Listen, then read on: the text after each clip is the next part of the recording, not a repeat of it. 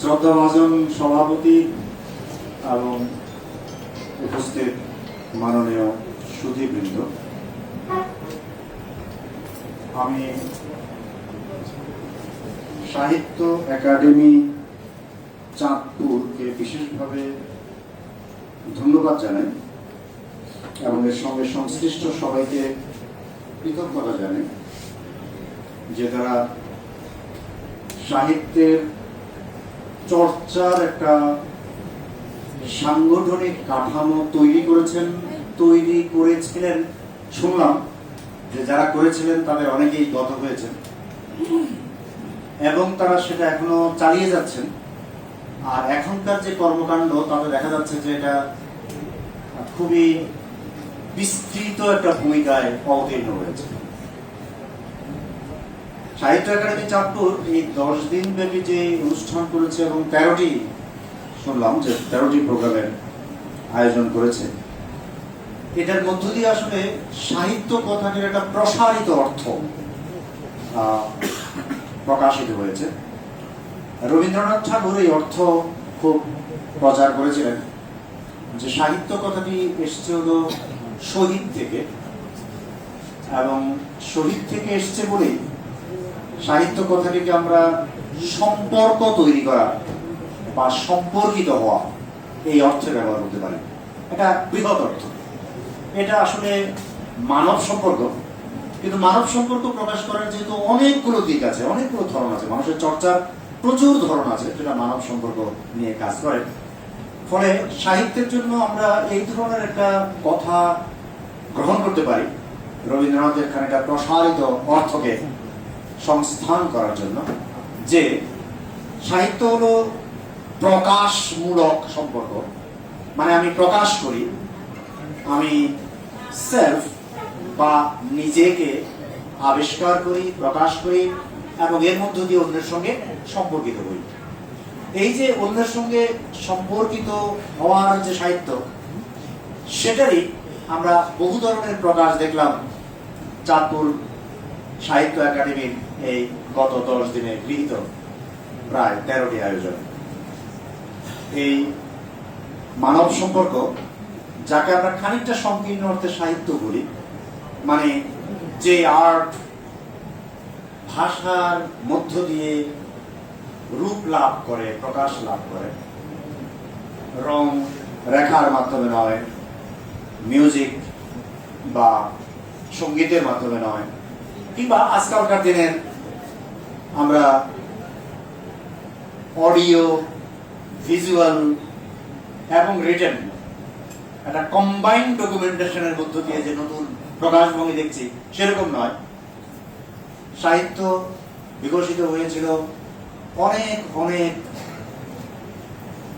শতাব্দী আগে, সহস্রাব্দ আগে ভাষাকে আশ্রয় করে। যখন মানুষ লিখতে পারতো না, তখনও সাহিত্য ছিল, জোরালো সাহিত্য ছিল।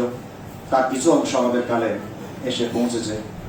ওই যে সাহিত্যের আদি সংজ্ঞাটা আমরা খানিকটা সংকীর্ণ অর্থে সাহিত্যকে সেই অর্থে ব্যবহার করতে চাই এবং ব্যবহার করছি এখনকার কথায়।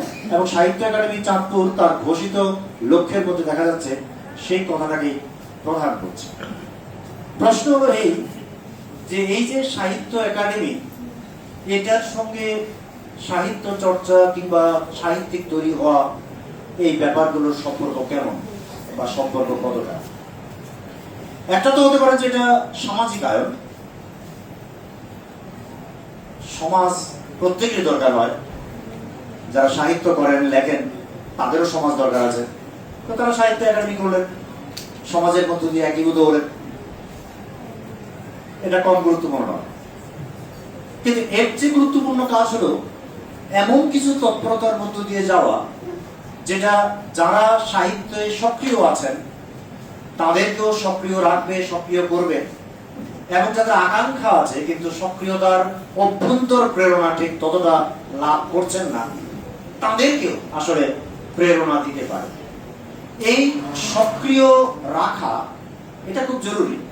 সক্রিয় থাকার জন্য ভিতরের একটা চাপ বোধ করা এটা অত্যন্ত জরুরি। তার কারণ সাহিত্য পড়া, সাহিত্য লেখা, সাহিত্য চর্চা, আলোচনা করা, অন্যের সঙ্গে কথা বলা, এই প্রত্যেকটা ব্যাপারে কিন্তু শুধু মেধা নয়, শ্রম ক্ষয় হয়, সময় ব্যয় হয়, উদ্যোগের প্রয়োজন হয়। ফলে সমাজে যদি এমন নানান ধরনের প্রক্রিয়া জায়মান থাকে, চলমান থাকে, যেখানে ওই সক্রিয়তার জন্য প্রয়োজনীয় অনুপ্রেরণা নানান জায়গা থেকে আসবে, তাহলে ওই সমাজে এই ধরনের চর্চার পরিমাণ যে বাড়ে, সেটার ঐতিহাসিক সাক্ষ্য প্রমাণ পৃথিবীর প্রায় সকল সমাজে পাওয়া যায়। এই দিক থেকে আমরা বলবো সাহিত্য একাডেমি যে নিয়মিত তৎপরতার কথা বলেছে, এবং আমরা অনুমান করতে পারি এই ধরনের একটি সাহিত্য একাডেমি এই ধরনের কাজ করে থাকে, সেটা বিশেষ গুরুত্ব আছে। গুরুত্বটা আপনার সাহিত্য প্রতিভা আছে কি নাই সেটার সঙ্গে পুরোপুরি সম্পর্কিত নয়। গুরুত্বটা আপনি সাহিত্যের ব্যবহার এবং ভোগ কোন স্তরে, কোন মাত্রায় করে থাকেন সেটার সঙ্গে পুরোপুরি সম্পর্কিত নয়। এর কারণ হলো এই, আমরা অনেকেই ভেবে থাকি যে আপনার প্রতিভা আছে এই জন্য আপনি সাহিত্য চর্চা করেন। এই কথা কিন্তু পুরোপুরি ঠিক নয়। প্রতিভা সম্পর্কে এই ধরনের একটা ঘোরতর কুসংস্কার আমাদের সমাজে, এমনকি সবচেয়ে শিক্ষিত সমাজেও বদ্ধমূল আছে। প্রতিভাকে প্রেরণা হিসেবে দেখা, এমনকি কোথাও কোথাও ঐশ্বরিক ব্যাপার হিসেবে দেখার একটা প্রবণতা আছে। এটা খুবই জোরালো। আমি জানি যে আমার এই কথা যারা শুনছেন, একটু মনোযোগ দিয়েছেন, তারা খানিকটা হয়তো চমকে উঠবেন যে এটা কি বলা হচ্ছে। আমরা দুইভাবেই জানি, বা এটাই আপনি বলবেন যেটা তো এটাই, আসলে ঠিক নয়। আসলে ঠিক নয়। আমি কথা বলছি যে আমি কিছুদিন আগে সমাজবিজ্ঞান এবং মনোবিদ্যার যৌথতায় প্রতিভার সমাজতত্ত্ব নামে একটা দীর্ঘ প্রবন্ধ প্রচার করেছি। আমি আগেও নিশ্চিত ছিলাম, তখন আরেকবার আমি এই সম্পর্কিত পড়াশোনা করেছি এবং নিশ্চিত হয়েছি যে প্রতিভার আসলে একটা সমাজতত্ত্ব থাকে। প্রতিভার একটা, যাকে আমরা বলি পার্সপেক্টিভ, সার্কামস্ট্যান্সেস, এই যে পারিপার্শ্বিকতা, এই ব্যাপারটা থাকে। সেটা কিরকম? সেটা হলো একটা সমাজে ধরেন পদার্থবিজ্ঞানের চর্চা কাঠামোগতভাবে খুব হাজির আছে, আনুষ্ঠানিকভাবে খুব হাজির আছে। দেখবেন সেখানে বড় বড় পদার্থবিজ্ঞানী জন্ম নেয়। বাংলাদেশে একটাও জন্মায় না। চলো ধরুন এক জায়গায় ফুটবল খেলার দারুণ আকর্ষণ আছে, প্রচুর সুন্দর ভবিষ্যতের সম্ভাবনা আছে, এবং সামাজিক এক ধরনের প্রণোদনা আছে। আপনি দেখবেন সেখানে বড় বড় ফুটবলার জন্ম নেয়, দশকের পর দশক, শতাব্দীর পর শতাব্দী। অন্য জায়গায় জন্ম নেয়। পৃথিবীতে বহু দেশ আছে যেখানে কোনো বড় ফুটবলার একজনও জন্মায়। পৃথিবীতে প্রায় 200 দেশ আছে বা 190টা দেশ আছে যেখানে লোকের একজনও গুরুত্বপূর্ণ ক্রিকেট খেলোয়াড় জন্ম নেয়নি। কেন? এটা তো প্রতিভার ব্যাপার না। আসলে এই ব্যাপারটা হলো যে সমাজে মানুষের বিচিত্র প্রতিভা থাকে। আপনার প্রতিভা কোন দিকে বিকশিত হবে, আপনার প্রতিভা দুনিয়া আলোকিত করার মতো ওই ধরনের মানুষ জন্ম দিতে পারবে কিনা, এটা নির্ভর করবে আপনি চারপাশে কাঠামোগত এবং সামাজিক নানান ধরনের প্রণোদনা তৈরি করতে পারছেন কিনা। এই বিষয়ে আমি আর লম্বা করবো না, কিন্তু আমার বক্তব্যটা আশা করছি আমি বলতে পেরেছি যে কেন বিশেষ ধরনের প্রতিভার বিকাশের জন্য, প্রথমে উন্মেষের জন্য, তারপরে বিকাশের জন্য, এবং তার উপরে তাকে অনবরত ক্রিয়াশীল, সৃষ্টিশীল, চর্চাশীল থেকে থেকে থেকে একটা পরিণতিতে পৌঁছার জন্য পৃথিবীতে এমন কোনো প্রতিভাবান নেই যারা একটা লম্বা সময়ের প্রস্তুতি এবং চর্চা ছাড়া প্রতিভার কোনো প্রকার পরিচয় দিতে পেরেছে। আসমানি প্রতিভা বলে পৃথিবীতে কিছু নেই। সবচেয়ে প্রতিভাবান লোকেরও লম্বা অনুশীলনের ইতিহাস আছে। তাহলে ওই যে লম্বা অনুশীলনের একটা সামাজিক পার্সপেক্টিভ তৈরি করে রাখা, এই ব্যাপারটা যে কোনো প্রতিভার, আমি আবার বলছি, উন্মেষের জন্য, বিকাশের জন্য এবং দীর্ঘমেয়াদী চর্চা জারি রাখার জন্য অত্যন্ত জরুরি একটা কাজ। তার মানে হলো সাহিত্য একাডেমি চাঁদগো কিংবা এই ধরনের সাহিত্য একাডেমি গুলো যে কাজটা করে, সেই কাজটা চেতনে, অযতনে, অবচেতনে এবং সক্রিয়ভাবে কিংবা কখনো কখনো নিষ্ক্রিয়ভাবে, একটা নাম আছে। রাস্তা দিয়ে একটা তরুণ বা তরুণী হেঁটে যাচ্ছে, শিশু বা কিশোর হেঁটে যাচ্ছে, এবং সে দেখতে পাচ্ছে যে একটা নাম আছে, সাহিত্য একাডেমি চাঁদগো। এটাও কিন্তু একটা প্রভাব। এই মানে সক্রিয় বা নিষ্ক্রিয়ভাবে নানানভাবে আসলে ওই অত্যন্ত জরুরি অনুপ্রেরণাটা সরবরাহ করে থাকে। চাঁদপুর একাডেমি, সাহিত্য একাডেমি চাঁদপুর এই কাজটা 40 বছর ধরে করে যাচ্ছে। নিশ্চয়ই তারা আমাদের ধন্যবাদ পাবেন। সাহিত্য একাডেমি চাঁদপুর, এখন সাহিত্য আমরা তো জানি যে বহুদিন বলা হয়েছে, বহুবার বলা হয়েছে, এখনো বলা হয়, আগেও বলা হতো। সবচেয়ে বেশি বলা হয়েছে 18-19 শতকের লিবারাল জমানায় যে সাহিত্যের কোনো দেশ কাল নাই, সাহিত্য চিরকালীন, সর্বকালীন, ইত্যাদি ইত্যাদি। আপনারা জানেন যে কথাটা বলা হয়েছে। আমাদের যেহেতু বড় সাহিত্যিকদের গুরুত্বপূর্ণ একাংশ লিবারাল ঘরানার লোক, যেমন ধরা যাক রামমোহন রায়, ধরা যাক ঈশ্বরচন্দ্র বিদ্যাসাগর, ধরা যাক Michael Madhusudan Dutt, Bankimchandra Chattopadhyay, Rabindranath Tagore, Saratchandra Chattopadhyay, to some extent Kazi Nazrul ইসলামকে ঠিক লিবারাল শব্দ দিয়ে ব্যাখ্যা করা যায় না, আমি জটিল আলোচনা যাব না। কিন্তু এই যে এদের কথা আপনারা প্রচুর পরিমাণে শুনেছেন এবং এই কথাটা বারবার শুনেছেন যে সাহিত্যের কোনো দেশ কাল নাই, ইত্যাদি ইত্যাদি। এই কথাটা কিন্তু অত্যন্ত সতর্কতার সঙ্গে এবং সচেতন বিচার বিশ্লেষণের মাধ্যমে গ্রহণ করা দরকার। আমি গতকাল ব্রাহ্মণবাড়িয়া ছিলাম এবং আল মাহমুদ সম্পর্কে কথা বলছিলাম। আল মাহমুদ সম্পর্কে আমি এই পয়েন্টটি খুব বিস্তারিত উপস্থাপন করেছি যে আল মাহমুদ বিশেষভাবে ব্রাহ্মণবাড়িয়ার কবি বলেই তিনি জাতীয় হয়েছেন এবং পরে তিনি সবার শিরোনাম ছিল মহাকালের কবি, এবং আমি বলেছি যে তিনি এই কারণেই, একই কারণে মহাকালের কবি হয়েছেন। এটাকে ফিলোসফিক্যালি বলা হয় পার্টিকুলার অ্যান্ড ইউনিভার্সাল। মানে আপনি যদি পার্টিকুলারিটিকে যদি গ্রহণ করতে পারেন, আপনি যদি পার্টিকুলারিটিকে বা বিশেষকে যদি পারসিভ করতে পারেন এবং আপনার অন্তর্গত এবং বহির্গত সত্তার সঙ্গে, মানুষের সত্তার একটা ব্যক্তিগত রূপ আছে কিন্তু তা সবসময় আসলে এক্সটেন্ডেড ফর্মে কাজ করে, সামষ্টিক ভাবে কাজ করে। সে চারপাশের প্রকৃতি এবং নানান ধরনের অবকাঠামোর সঙ্গে সম্পর্কিত হয় এবং আবশ্যিকভাবে চারপাশের বিপুল পরিমাণ মানুষ এবং উৎপাদন কাঠামোর সঙ্গে সম্পর্কিত হয়। ফলে মানুষের ওই যে ব্যক্তিগত সত্তা এবং তার যে এক্সটেন্ডেড কিংবা সামষ্টিক সত্তা, এই দুই সত্তার মধ্যে আপনি যদি ওই পার্টিকুলার অবস্থাকে, যে অবস্থার মধ্যে আপনি জীবন যাপন করেন, আমি ব্যক্তিগতভাবে এটাকে যাপিত জীবন শব্দটি দিয়ে প্রকাশ করে থাকি। মানে অ্যাকচুয়াল যে লাইফটা আপনি যাপন করছেন, ওই যাপনকে যদি আপনি অনুভব করতে পারেন, ওই পার্টিকুলারিটির মধ্যে, নিজের অস্তিত্বের মধ্যে আপনি যদি ওই অনুভবটাকে রূপ দেন, ভাষায় প্রকাশ করেন বা অন্য কোনো মাধ্যমে প্রকাশ করেন, সেটা ফিলোসফিক্যালি হতে পারে, সেটা সায়েন্টিফিক্যালি হতে পারে, সেটা আর্টিস্টিক্যালি হতে পারে, সেটা এমনকি যান্ত্রিক উৎপাদনের মাধ্যমে হতে পারে, যে কোনো ভাবে হতে পারে, প্রত্যেকটা ক্রিয়েটিভ কাজ আপনি যদি এটা প্রকাশ করেন, তাহলে এটা যদি তার মধ্যে ওই অন্তর্নিহিত সত্যগুলো জমা হয়, প্রকাশিত হয়, সেটা ইউনিভার্সাল হওয়ার সম্ভাবনা থাকবে।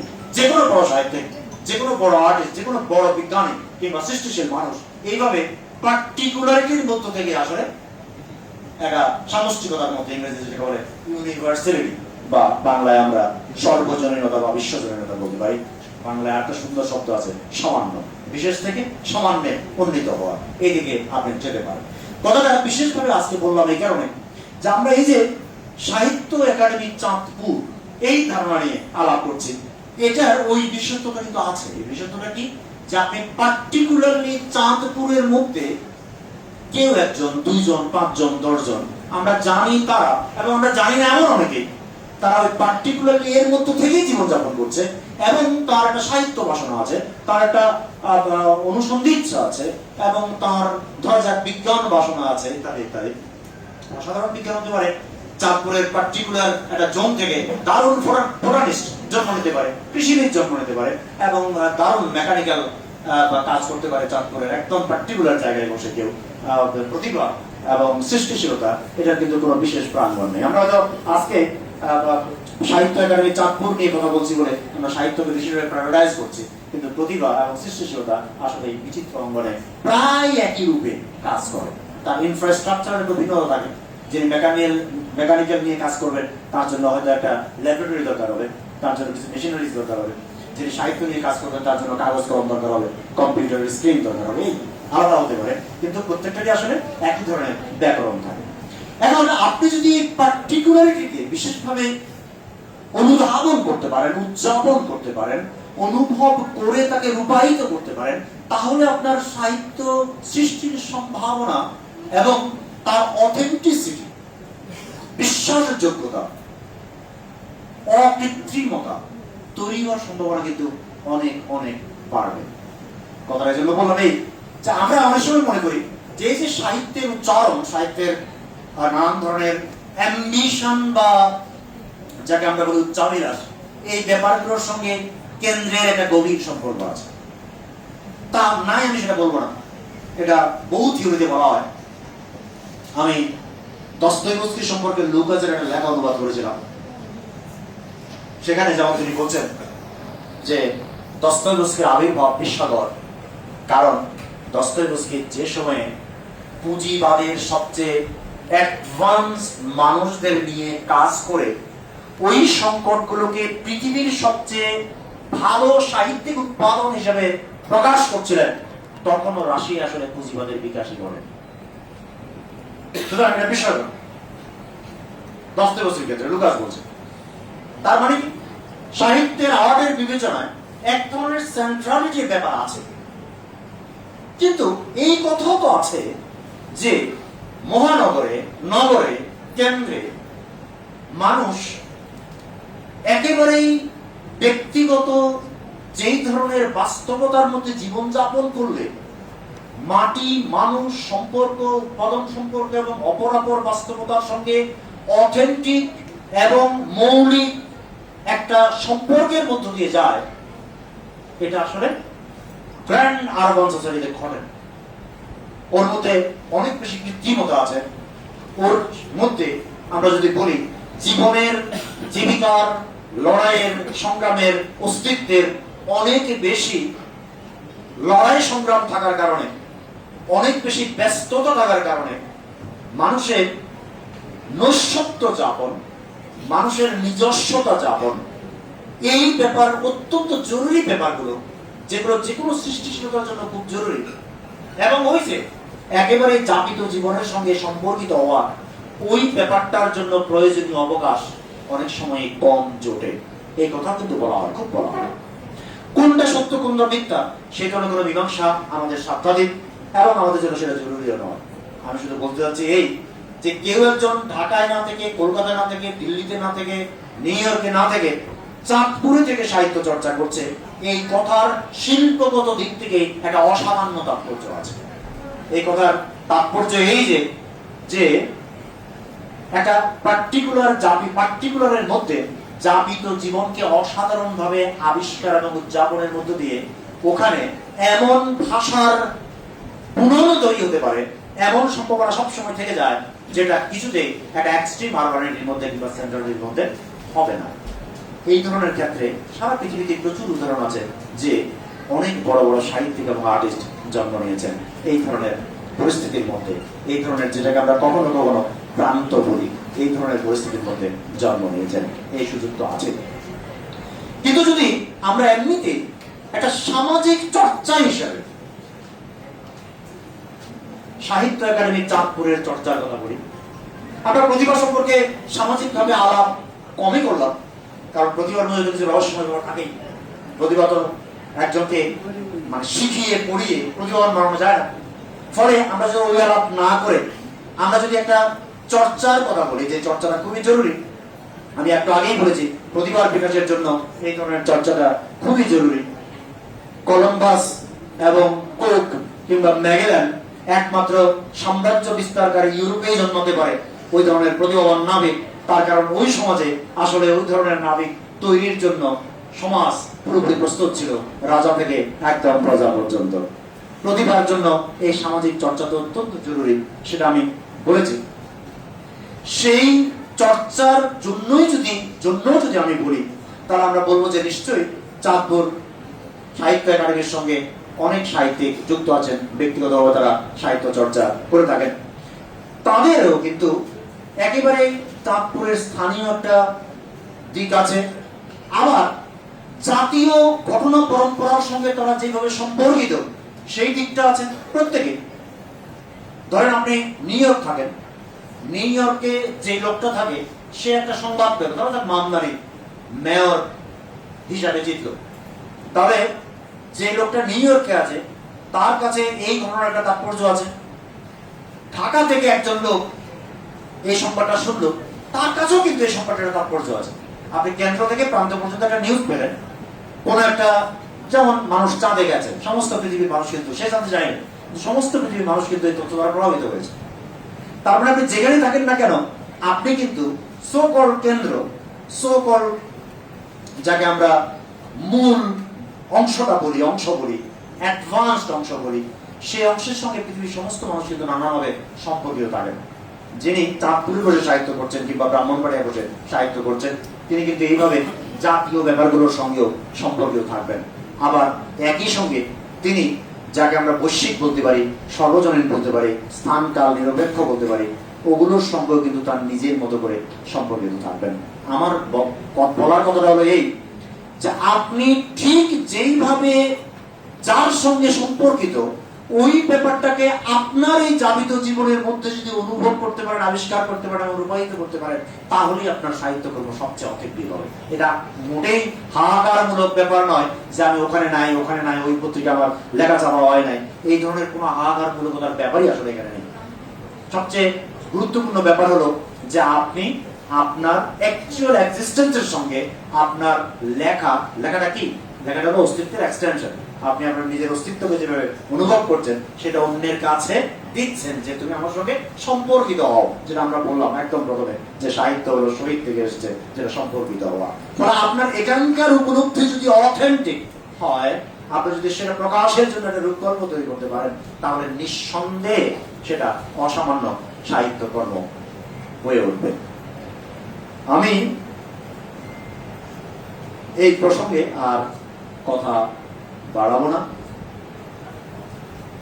আমি একটা আহাজারি বলতে চাই, সেটা হলো এই, কলকাতার অভিজ্ঞতা থেকে আমরা দেখেছি কলকাতার যেগুলো একটু দূরবর্তী অঞ্চল, মফস্বল, সেখানে প্রায়শই এরকম অসামান্য লেখক, সাহিত্যিক, পার্টিকুলারলি পণ্ডিত জন্মেছেন, যারা কখনোই কেন্দ্রে না গিয়ে, যদি আমি কলকাতায় কেন্দ্রে ধরি, কেন্দ্রের সমীহ আদায় করেছেন। আপনাদের একটু সিনিয়রদের মনে থাকার কথা, যদি আপনাদের অভিজ্ঞতার মধ্যে থাকে, কলকাতার দেশ পত্রিকা বহু লোক পড়তো আসলে সম্পাদনার টেবিল থেকে যে অংশগুলো আসতো সেই অংশগুলোর জন্য নয়, মুখ্যত প্রথম অংশের কয়েক পৃষ্ঠা জুড়ে ছাপা হওয়া চিঠিপত্রের জন্য, যে চিঠিপত্রগুলো একটা বিরাট অংশ লেখা হতো কলকাতার বাইরে প্রান্তগুলো থেকে। আমাদের এখানে এই ধরনের কিছুটা ঘটনা ঘটেছিল।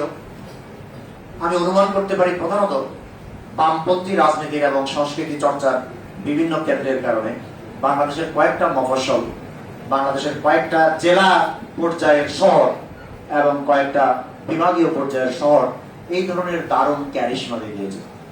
আমরা সবচেয়ে গুরুত্ব দিই এরকম কয়েকটা পত্রিকার প্রকাশনা স্থল ছিল এরকম জেলা শহর কিংবা বিভাগীয় শহর, যেটাকে আমরা লিটল ম্যাপ বলি।